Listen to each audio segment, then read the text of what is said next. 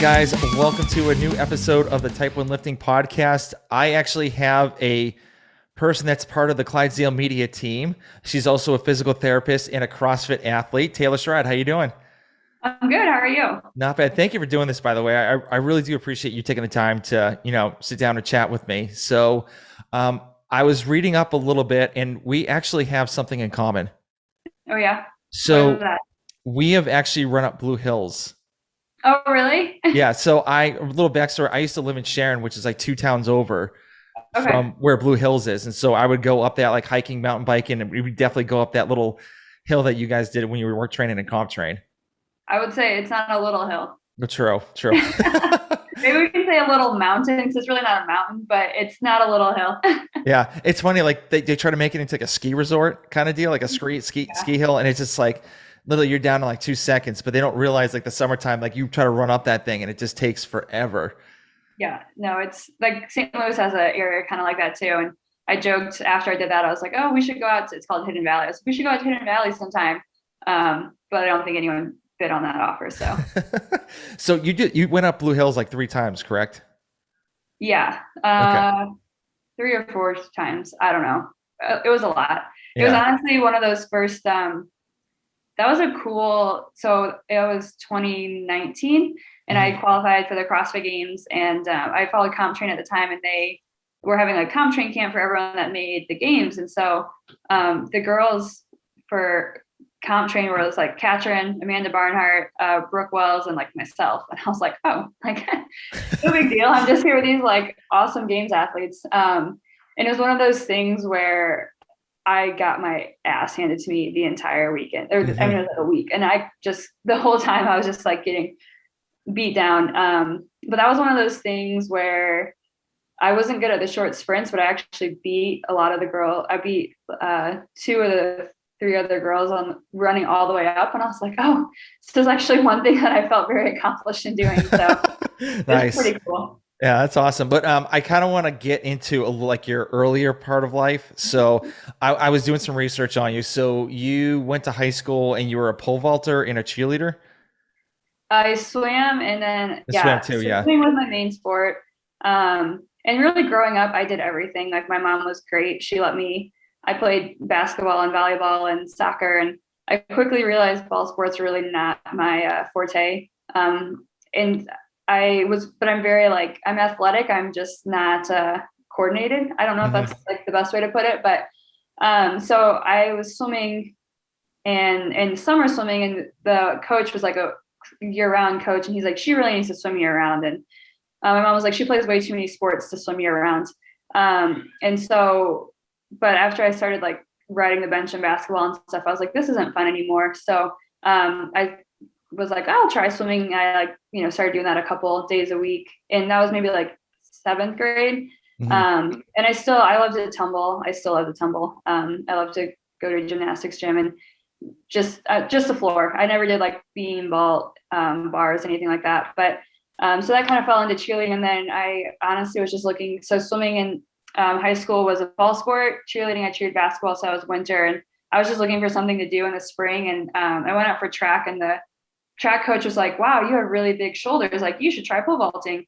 And so solely just because I had swimmer shoulders, and I could do pull-ups and things like that, which a lot of high school girls can't necessarily do that. So Hmm. kind of fell into pole vaulting as well, which was cool. Yeah. How did you get the fear out of like being up in the air on just like leaning on a pole? Honestly, I was that kid that was always doing stupid things growing up. My mom would tell you I was probably upside down or climbing something more often than I wasn't. So, um, I really probably wasn't ever fearful of it. It was more like it just took a while to get the technique down, and then once you got that down, it was much easier. But I don't think I was ever super fearful of it. I think I honestly would love to go try it now, just because I'm so much stronger that I Hmm. think it'd be cool to see like what I could do. So, Yeah, that'd be really cool to see that. So maybe you could go to the Olympics for the pole vault. oh gosh, no, I'm not that good. I um, don't know if I have the dedication to be that like to pick up a whole new sport right now. I'm too old for that. well, you're not old. I'm I know 42, I'm not so old, but yeah, I'm 42. Like I pick up new sports here and there. So yeah.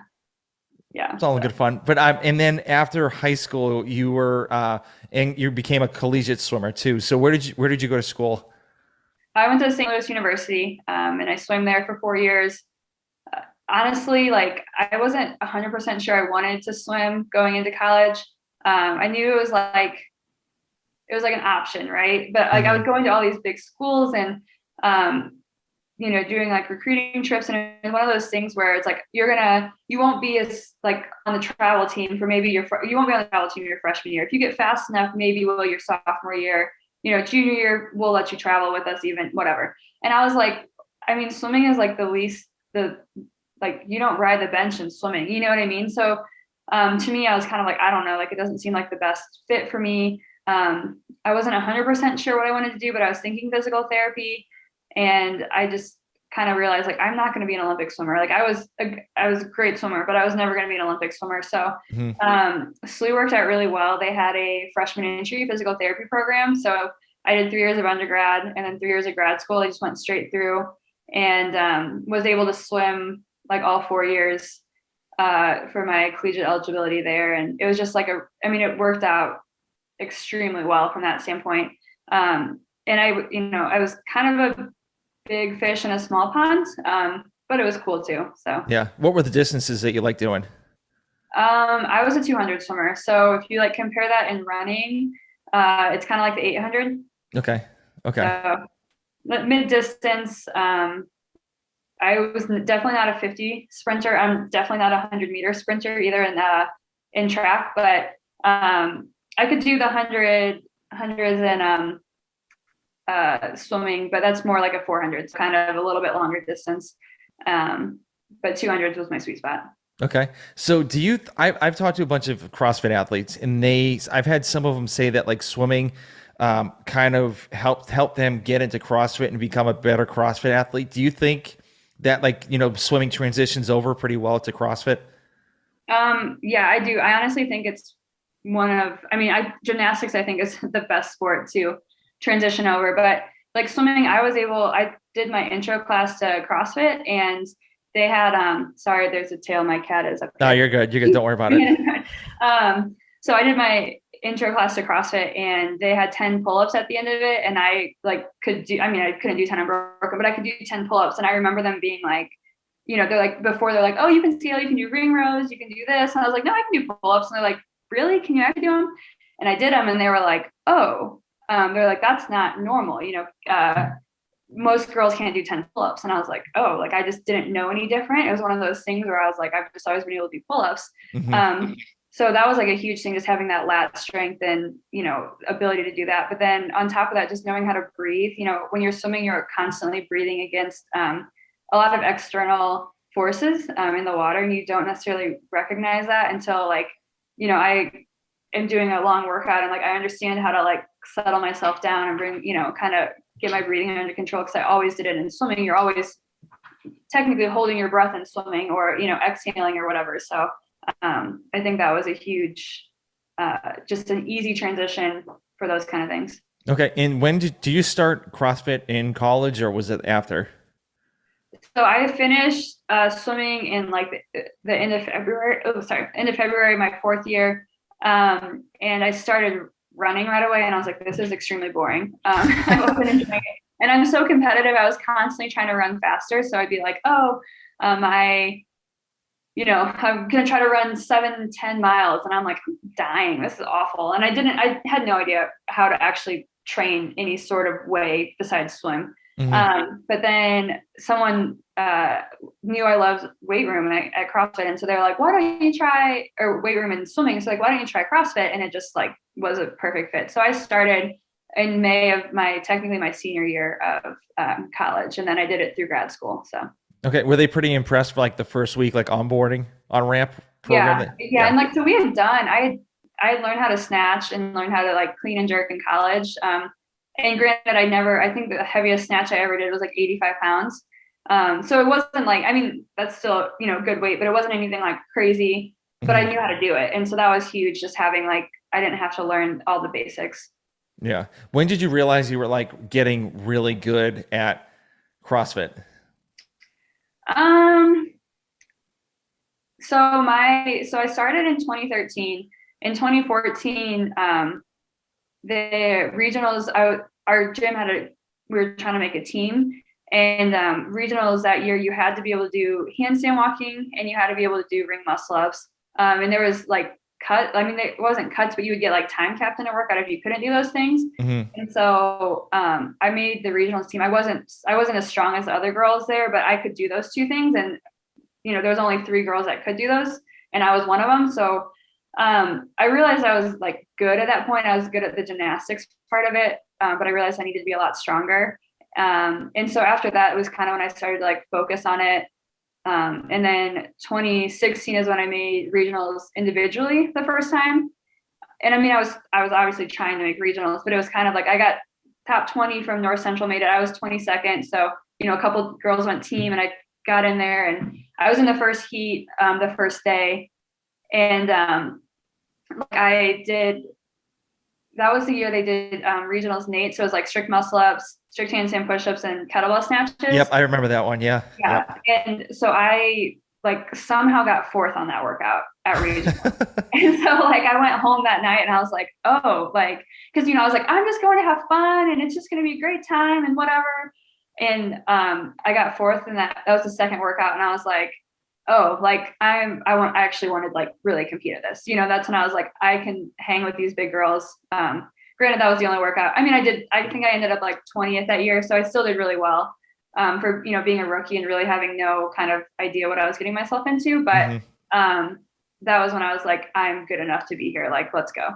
Yeah. So when you were at your first regionals, were you like looking left and right and you're like, oh my gosh, I got this person, and this person over here? No, I honestly, so since I did so well in that workout, and that was the year Brooke Wells was not good at strict muscle ups. And so the second day I was in the third heat. There was 4 heats. I was in the third heat. Brooke Wells was on my right and Julie Fouché was on my left.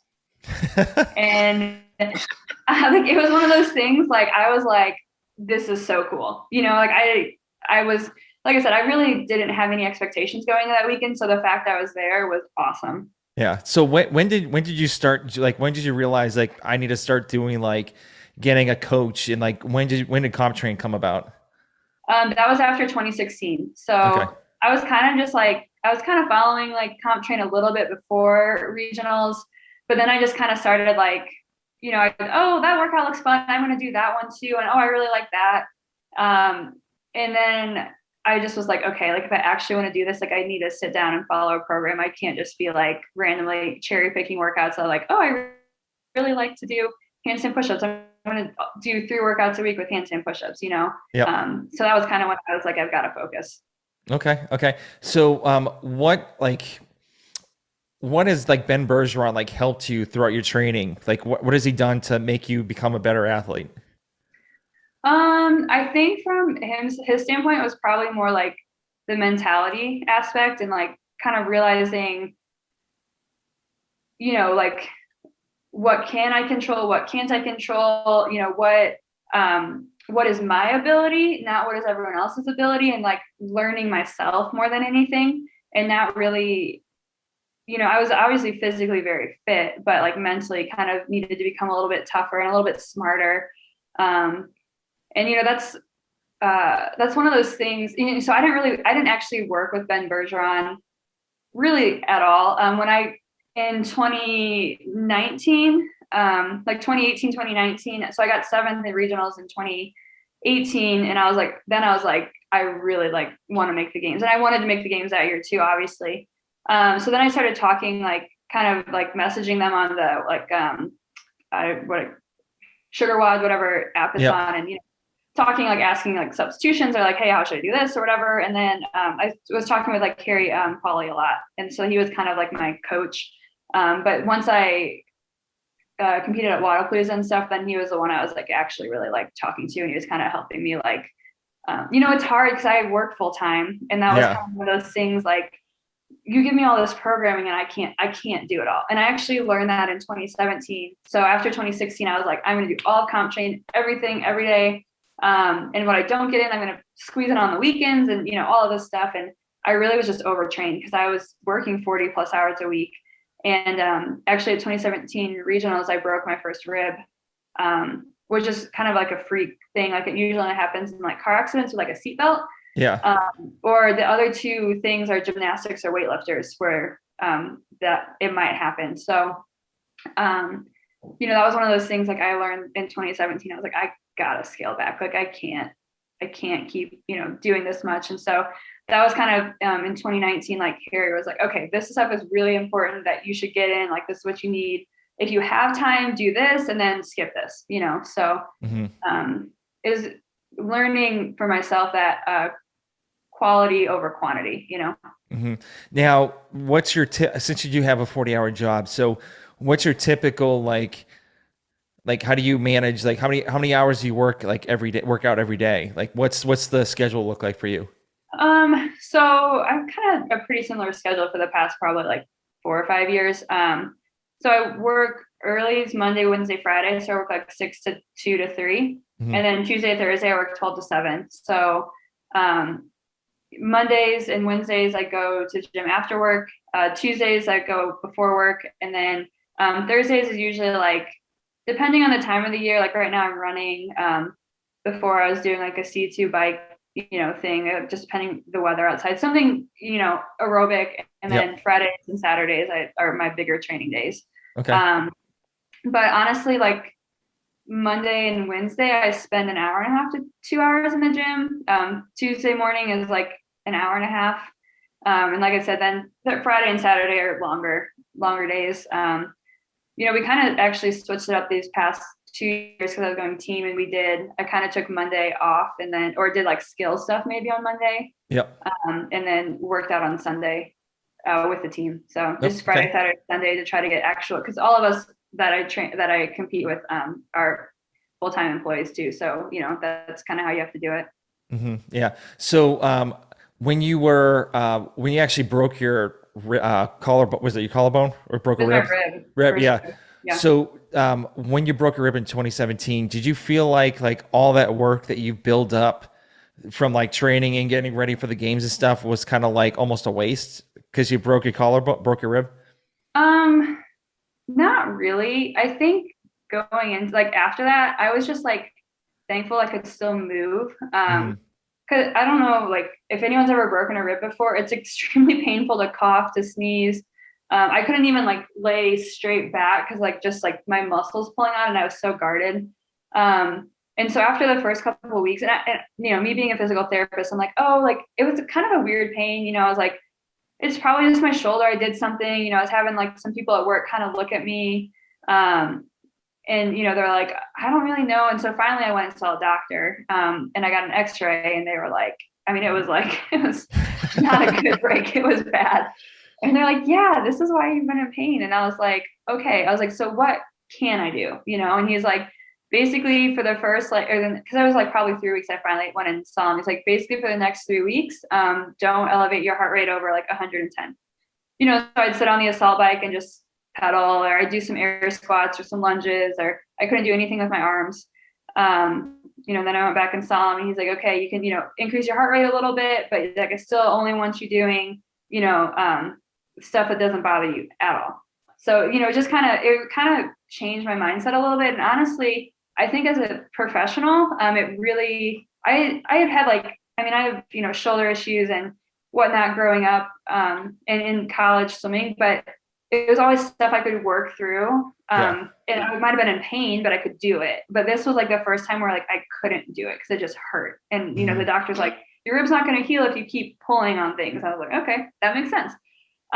So honestly, as a professional, it was really good because I got put in my patient's shoes a little bit and actually really learned from it. And so, everything happens for a reason. And I think that year I just kind of realized like, this is where I was supposed to be. I was supposed to learn how to be a better physical therapist. And then, from there, like I just was, every time I could add something back in and it didn't hurt, I was just excited, so. Yeah. So I've never broken a rib, but I've had the weirdest injury ever. So Yeah. I was playing lacrosse and I got hit in the chest. And so the cartilage that's connected to my sternum to the Oh ribs yeah. popped off, like Yes. popped out. And so there's like a little bruise like right there. And like all the sports trainers at my college were like showing everybody, like all like the interns and stuff like that. You're like, you see this, like Yeah. this will never happen. Like you'll never see this in your career. Yeah. No, So that I've never seen. I mean, I've known people that have done that, but I've never seen it. So mhm. that's crazy. Yeah, and it The hurts same so thing bad. though. You probably can't elevate your heart rate 'cause anytime you like expand your chest, it hurts. So Yeah, and like I had like roommates who were pretty funny too, and so like I like laughing, I literally had to run out of the room. I'm like, I can't laugh. Like you yeah. can't do that to me. So, Yeah. but Cool. so in 2019, you actually qualified as an individual through Wadapalooza. Yeah. So what was the feeling that you actually like broke through and actually made it to the games? So like I didn't actually. So that was the year that they did the open still. And so there was all the sanctionals. They did the open in March still, or February and March. And so Wadapalooza was in January, and I didn't actually get my official invite until June. But I kind of knew after the open that I would like, I actually that year I kind of just resigned to like I work full time. I can maybe do two sanctionals. Like I know I'm not going to qualify through the open. I'm not strong enough. Like that one lift always like knocks me down every Yep. year. And it's fine. Like that's just what it is. I'm going to score, I'm going to eat a bunch of points on the lift. So I knew I wouldn't qualify out of the open. So it was just one of those things. As like the open kept going, like Morning Chocolate had just started like, writing then, and they like posted an article. They're like, if the open, it was after the first week, it's like, if the open stays as where it is, like Taylor Streid would qualify from Wadapalooza. And I got ninth. And I was like, wait, what? And so at that point I was like, oh, so then, week 5, I'm like watching the leaderboard like crazy. And it didn't actually happen there. It happens. They needed Tasia Persevich needed to go team, which we knew she was. I actually messaged her. That was like the first time I reached out to her. I was like, I just like want to know, like, are you for sure going team? Because I need this person. And so it was kind of anticlimactic. It was one of those things where like I knew in May that I was most likely, I knew in May I had the invite. I emailed CrossFit. I was like, I work full time. I got to ask for the time off. Like, can we make this official? And they're like, we're not making it official until all the semifinal or sanctionals are done. And so I was like, okay, but they're like, but basically you have the invite. I was like, okay, great. So it was kind of, like I said, kind of anticlimactic, but honestly, like, I wasn't expecting to make the games because I was like, I can't win a semifinal or sanctional and I'm not going to get out of the open, but we didn't realize like how much the leaderboard could shift. Yeah, and that was a weird year about like like I think that was the year like Patrick Vellner had like no idea like how he qualified for the games. It was either the Yeah. open or like a sanctional, and it was like the whole thing was just like, oh, you can get it here, or like it was almost like a playoff series. Like you ever seen like football, like if this team loses Yeah. or Oh yeah. wins, or makes a tie, they make it in. You're like, what the hell is going on? Yeah, it was super confusing. But it was one of those things. Like I said, it was just like, oh, okay, great. Like now, now what? Yeah, But yeah. I was kind of already training harder at that point because we like knew it was like a pretty strong possibility. So Yeah. So, when did you realize you wanted to switch from comp train to go to Mayhem?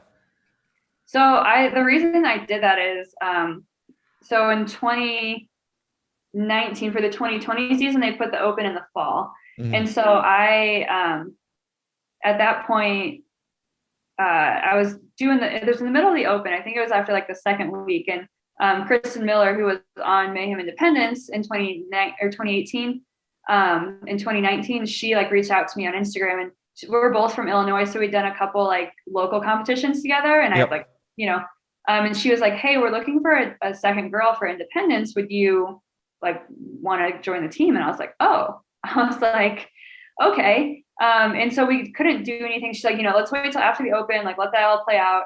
And then, come down to Mayhem and see if, we'd be a good fit. And I was like, all right, great. And I got there and literally, because Royce Dunn was on the team, and then Chase Hill and Kristen and myself. And Royce like sent us, like we'd been texting a little bit beforehand, and he like sent a message like when I got down there. He's like, well, sad like I can't be there, but would you guys want to do the qualifiers for the Australian CrossFit Challenge? And I was like, I mean, are you guys want me on your team? They're like, yeah, sure, like whatever. Like I had met them for like 30 seconds, and they're like, yeah, Yeah. sure, let's do it. And I was like, okay, guess I'm doing it. So, I mean, that's why I switched. It wasn't like I was upset with anything. But I really, especially for team, like I think Mayhem is definitely the best programming. Obviously, they know what they're doing. They've done it for years. And they've been at the top of the sport for years. And so that's just kind of why we fell into that. And that's, it wasn't like I was upset with anything. It was just like, hey, I'm on Mayhem Independence. Like obviously I'm gonna do Mayhem programming. So Yeah, yeah. So supposedly you're supposed to call it the Mayhem Empire. the Mayhem Empire, yeah. So I've actually had Royce done on the podcast, and like I'm obviously like he's a bigger individual, I'm a bigger individual, so I root for him. So, what was it like training with Royce and like Chase and like the rest of the team? So the first weekend so Royce came um over for Wadapalooza, and he was here for like 2 weeks before that. And then we were like flying basically like almost right after to Australia. And so I went down to Mayhem before. I'd gone to Mayhem a couple times with just Chase and Kristen. And then, I honestly, like I was not a team athlete at that point. I was still a very individual athlete. I didn't realize like the difference between the two sports. It really is like, there's a huge difference. And instead of like, I need to pace this workout to myself. It's like, I need to like sprint this so they can get on, and then I need to recover. And like, I need to do a big set of toe to bar, so we have less transitions. And like, there's all these things that like, you just had never like thought about before. And so the first couple of times I trained with, Kristen and Chase, they're like, okay, you got to change how you train. And I was like, okay, so it was like a big transition, and like realizing like, okay, I'm going to do, 20 toe, it's like 40 toe to bar. I'm going to do 20 toe to bar, and then I'm going to rest longer than I would normally rest. And I'm going to do a second set of 20 toe to bar, because, you would have with teammates, you can do that. Yeah. And so when I finally got to train with Royce, I actually felt like a little bit more of a team athlete. But I mean, Royce is just larger than life. And so he's just that person that like infuses so much energy into everything that you do. And we were using like the worm a little bit before, but we were just using like a random, person. We like whoever at Mayhem, or Chase brought one of his guy friends a couple of times and stuff. And when we got Royce on the worm in the front of the worm, it was like, wow, this worm was really easy, Yeah.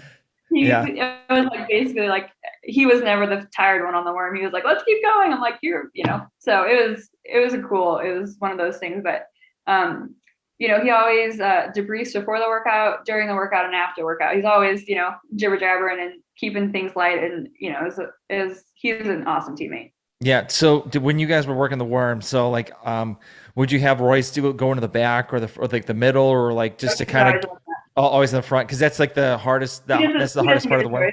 Yeah. Yeah. Okay. All right. So what was it because, what was it like training at Mayhem with like all these, you see like all these like crazy athletes, see Rich, Tasia, and all these other like superstars. Like, were you like starstruck at all? Like when you were there? At first, yes, but like only for like 5 minutes, because I literally walked in and like I was a part of the crew. Like they are probably the most welcoming people. And that's something that also like just makes you like love to be a part of the Mayhem family, because there's not an outsider in the crew. It doesn't matter your fitness level, honestly. It truly doesn't matter. It's so cool to be in that environment. And I think like the second time I was there, Rich was like, hey, my back's really been bothering me. Can you work on it? It's just like a very like, they don't care. They're down to earth. They are these incredible athletes, but they don't care. They just if you want to show up and work hard, they're happy to have you there. Yeah. And so you guys actually made it to go to the games, and all of a sudden like COVID hit too. Yeah. So like, what were your feelings like going through and like, all right, we're going to the games, but now COVID hit, and so we're not going to go. So, you kind of kept holding out hope that something was going to happen. And then Mayhem tried to put on a competition too. That was just a team competition. And so, try to hold out hope. And then CrossFit Games came out and said that they were going to try to do an individual, but teams were out. So then Mayhem was like, we're going to do a team event. But I think just logistically trying to get everybody there that was supposed to be there was just impossible, even from us, from a standpoint of like, there's no way Royce was going to make it over to the US from Australia. They were so locked down, and yeah, but I probably held out hope until like the middle of June that something might happen. Yep. And then after that though, like I had trained really hard that year and like, changed kind of how I was training. And so then I was like, okay, I can like chill for a little bit. And honestly, it was a huge bummer because, you work so hard. And I mean, we had an awesome opportunity to be, one of the top teams at the games, which would have just been so cool. But it wasn't there, but it was a good summer. Like I still had a great summer. My family has a lake house in the middle of nowhere and, spent a lot of time out there and things that honestly from like 2018, 2019, even last year, I didn't get to do. So I'm, again, everything happens for a reason. Yep. Yeah. It hurts Yep. a little bit, but it was, I can't complain. Yeah. So were you staying in Tennessee the whole time? No, I just would, I'd probably go like once a month or maybe once every 3 weeks and train. Okay. I was still working full time. So, Yeah. we would take off, I would work like 4 10s, or close to that. And then, my fiance and I, we'd leave Thursday night and we drive halfway, a little bit more. So it's about 6 hours, a little less than 6 hours. So we drive maybe like 3.5, 4 hours, stay in a hotel, and then we would get up and drive, and so we could train at the barn at like 9 on Friday morning. So Yeah, that's cool. So they didn't want to keep you on as like a full-time, like, physical therapist for the Mayhem Empire? it's one of those things where no, but I mean they never asked, but honestly, like it wasn't expected of me to be there. Obviously, Royce is in Australia, so you can't like our team was never going to be able to train all that much together. It was just more like communicating outside of training and keeping each other accountable and giving each other ideas for workouts and things like that. So Yeah. So after that, you actually came back to, working, being at a team for Blue City CrossFit. So, because the affiliate cup. So, how, like, from all of the stuff you've learned from Mayhem, like working on the team and stuff like that, um, how did you transition, like, all that information you learned to the new team that you have? I mean, it was kind of interesting because at Mayhem, I was like the follower, right? Like I was just trying to absorb everything and soak everything in. And when we decided we were going to go team in 2021, it was one of those things where like my fiance was like, "You are the leader now. Like you have to instill all of this knowledge that you have in your brain, and really like if you want this team to be successful, like that's what you have to do." So my role completely changed from that standpoint.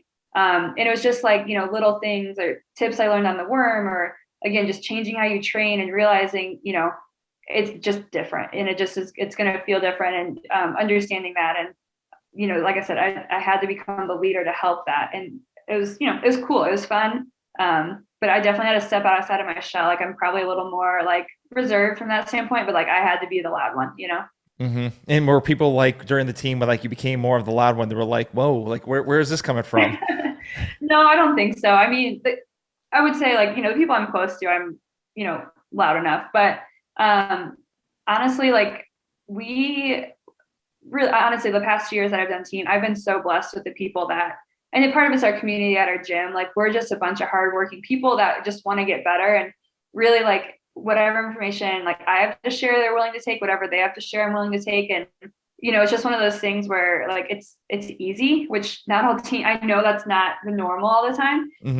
But I've never had a bad experience from that. So Okay. Okay. Awesome. Now, you guys obviously didn't qualify for this year's games. So, what were your feelings like when you guys didn't make it?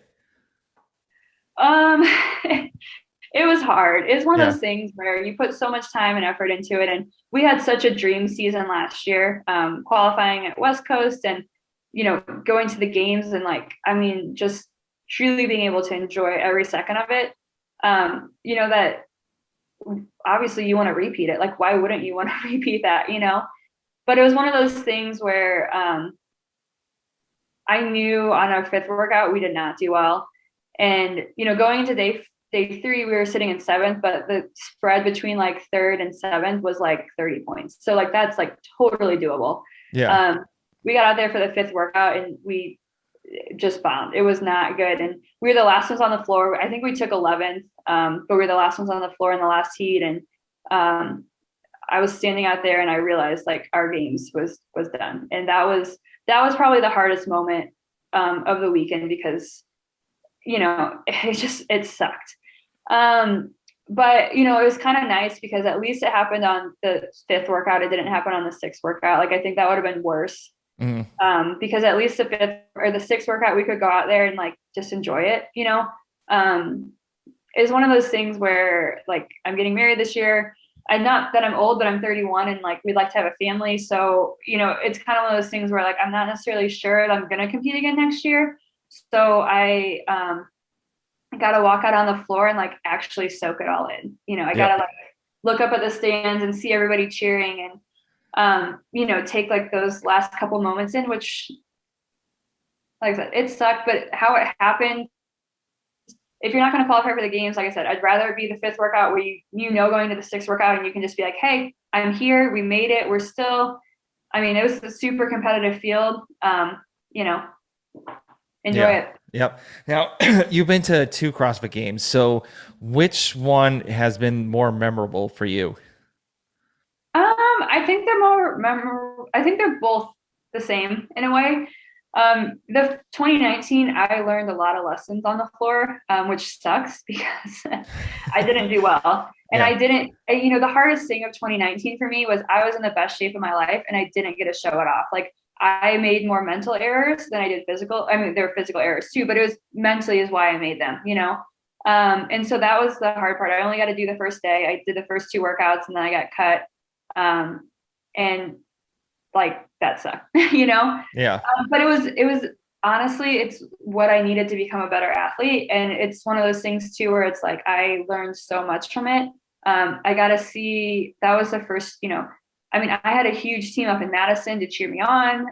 You know, everyone got to be there for me, and it was really cool to like see that experience and like be in that environment. And Yep. you know, we had probably like 20 plus people. It was more. It was probably almost 30 people up there to see me. You know, like how cool is that?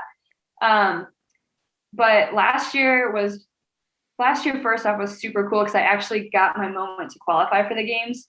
You know, in 19 I didn't really, it was anticlimactic. 20 we got shut out of the games, and then you know last year I got that moment and like being on the floor. It was really cool. We got to do the first 3 days. We got cut for the last day, but you know that was, I mean, just being on the floor with three people that you worked. I mean, so much time and effort and sweat and tears and everything went into that. And it's just, I mean, it was a totally different experience and we had a great experience. Um, but probably just as memorable, you know, just from a standpoint of everything that goes into it. And I think each game's experience is always unique. And there's always, you know, a gajillion positives you can learn from it. So Yeah. So how much like I've talked to some people, so they got like so much like noble gear that they barely couldn't even like bring their stuff like back home. So like, was that you guys' issue too? yeah, so actually, my fiance qualified last year in the Masters division, Okay. and then it was myself and the other teammate Mara on my team, and then him, and so we went up there in the same car, and we're like, okay, we like can only take so much stuff because we knew we were getting more stuff. Hmm. Coming back, we had to stuff um, Teddy, our videographer that does a podcast with us and stuff. We stuffed his car full of our stuff and then had my car stuffed full of crap. Like it was insane. We walked out of there. We had 2 duffel bags. You had a backpack. I mean, there's so much stuff, and it was like it was Christmas in July. July. It was awesome. Yeah. I mean, I can imagine like I'd be so geeking out. I'm like, oh my God, Oh yeah. I got this. I got a jacket. I got like shoes. I got all Well, this and on stuff. top of that, you get all the sponsors give you all their stuff too. Yeah. And so who sponsors you right now? Nobody. Nobody? Okay. So wow, during the games, like who did sponsor you? We didn't have any sponsors. I'm just saying like all the sponsors that Oh, gave. gotcha, gotcha. Okay, Yeah. okay. All right, Yeah. So gotcha. like you get, you know, CBD, you get Quailer rings, you get junk headbands, you get whatever, you know, whatever. You get a ton of stuff on top of that. You get grips, you get a belt, you get goes on and on. Yeah, yeah. I no, I hear you. We're getting close to the end. So I've kind of noticed that you guys have like a little track. Like you go to the games one year, you miss, and then go to the games again, and then you miss, and then. So I know you say you're like getting older in age. So do you think you can might be taking another run at it next year? I know you're talking about getting married and having a family. Like what would, make you kind of like say like, okay, let me give it another shot. um I don't know. I mean, this is kind of what I like said. Like, so we'll see, get married and just like let what happens. If I'm not pregnant next year, I'll probably make a run at it, like, run at it. But if I am, like, I mean, we still have extremely fit people at our gym. Like, I would love to coach them. So, Okay. Yeah. you know, Hey, whatever works. Yeah, that's awesome. either way, and I'm really happy that I got the experience I had last year, because I'm okay leaving that being my last experience on the games floor, or potentially. I have no idea. It could happen Mhm. again. I Yeah. could get pregnant, have a kid, and put a team together again too. I don't know, but I'm okay with that being my last experience if that is. Hmm. But you know, yeah, I don't know. I'm just letting what happens and just kind of going with the flow. And come like, January, if I'm not pregnant, like, let's make a run at it. Yeah. So I know we before the recording we talked about the wedding. So you Mm-hmm. were having like a smaller group. So like where's your wedding going to be at? Like I'm Uh, not saying the location, but is it going to be like in a barn or church or anything like that? no, so we're from St. Louis. We live in St. Louis, I guess I should say. I'm not from St. Louis.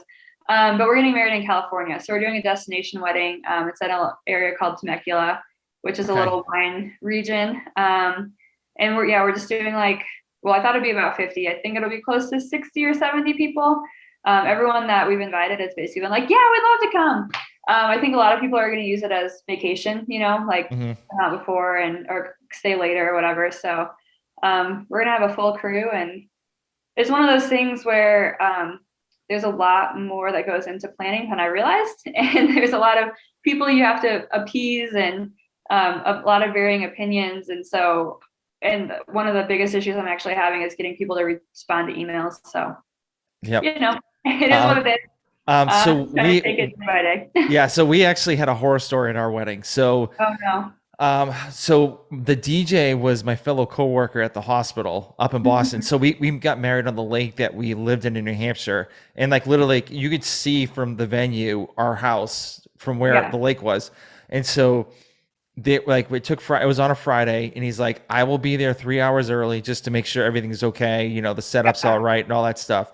Well, there was a huge traffic accident on the highway just to getting No. up to New Hampshire, so he was late to the whole ceremony. So we had to get the DJ from the next ceremony over because they split the hall in two for Oh like my one gosh. wedding. So Yeah. we got the DJ to literally go like do the whole ceremony and stuff like that. Like her Yeah. brother-in-law almost had to buy an iPad just to kind of play the Oh my music and all this stuff. God. Yeah. And then they finally showed up. They made it to the venue, and his associate was like he said my last name wrong. Oh no. Yeah, so he said like he was introducing my parents, and he says Yeah. like, and my name's Lennon, and he's like, oh, we want to welcome Tom and Mary Lynn on, Oh gosh. and so my father-in-law turns around, he's like, are you effing serious? And He then was like, just one thing after another. yeah, and then all of a sudden my niece went missing for some reason. Like Oh come to no. and she was like I think it was like 7 at the time, or like younger than that. And so we're like literally running around the whole venue to try to find her. And come to find out, she had to go to the bathroom and just like went to the bathroom and didn't tell anybody. Oh my gosh. So yeah, I mean that was the only bad thing that happened. So Fingers crossed. yeah. Hopefully you have a good DJ. Yeah, hopefully. Yeah. And So that's part of it too. We're literally like not meeting anyone. I'm just like, sure, book it. It's fine. yeah, be Can we careful go? with that. Be careful with that. I know. I mean, it's nice now because you've got like all these sites, reviews and stuff. And honestly, my venue has got a lot of like recommended people, and you're just hoping for the best. So, Okay. All right. That's good. So we're getting close to the end. So I have a couple like rapid fire questions for you. all So right. I really don't I call them rapid fire, but they take longer than a couple minutes. But Okay. anyway, what do you have? Do you have any goals for like the rest of the year other than getting married for like personal or fitness wise?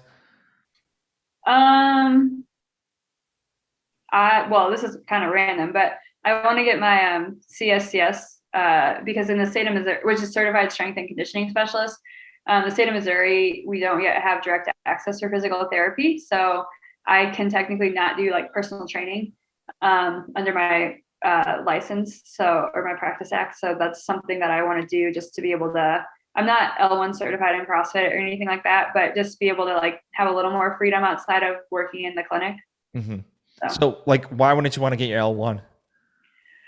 um, I don't know. I haven't really thought about that. I actually do want to get my L1. That's not one of those things. I just think it's, I think easier with the profession of physical therapy with the CSCS. You know what I mean? It's one of those Yeah. things where trying to kind of make sure I fall into that like practice act and everything. Yeah. And also I've come to realize that like a lot of companies don't really like the L1, like having an L1 certification when they do like, personal training or anything like that. I mean, the stupid thing is like my like doctor of physical therapy means way more than a CSCS, but it, one of those things you have to have a stupid thing on paper. So Yep. Yep. It completely makes sense. No, not really. So, yeah, exactly. so what is your favorite book you like to read or give out to a gift to people? Ooh, that's a hard one. The CSCS manual? No, definitely not. Honestly, probably my favorite books are Harry Potter. Okay. Okay. Um, I don't really ever, I've never given out a book to anyone recently, so I can't really think of that. But I love Harry Potter. And I like growing up, I was kind of like the exact age. I think like the first book came out when I was like, 8 or 9. And my mom read that to me. And then, as we would like get older, like we read all the books and my brother and I would fight over who got to read the book first, and don't tell me anything.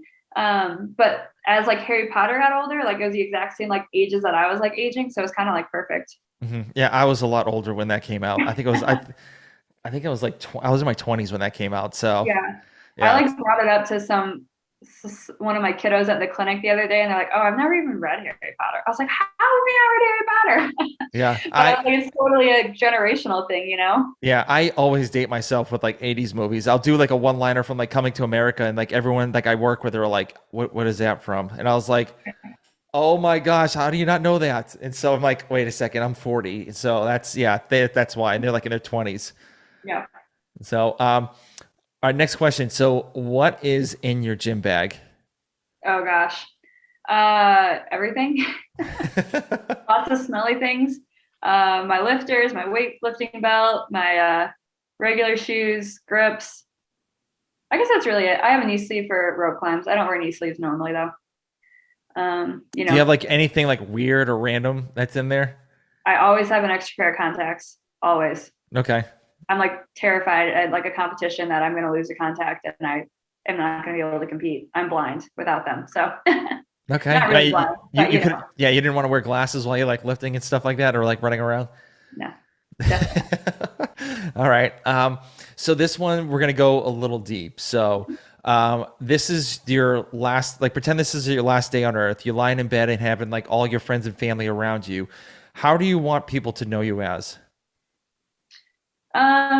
I just want them to know me as a hard worker that genuinely loves what she does and those people around her. Okay. All right. Awesome. Awesome. So where can people reach out to you if they have any questions with like PT, CrossFit or like working as a team or like pretty much anything?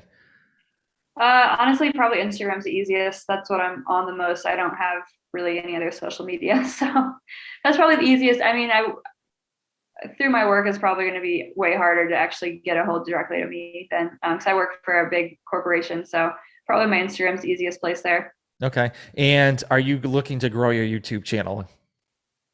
Oh, I mean, I guess so, but we have not done anything with that recently. So yeah, it's Yeah. again one of those things where we actually did pretty good with it last year, and then this has been a busy year. Yeah. Engaged, trying to qualify for the games, trying to plan a wedding. I've been super busy at work, which is good and bad. So Hmm. just busy. Yeah. I love the intro when you were saying like, yeah, like all these other CrossFit athletes are doing a YouTube channel, so I might as well do one too. So Yeah, exactly. so well, I just wanted to thank you for coming on my show and talking about your story and like about you being the CrossFit Games and talking about the wedding and all that stuff. And so thank Thanks you for for your having time me. for doing it. Yeah, I appreciate it. It was fun. Yeah. All right. Thank you. No problem.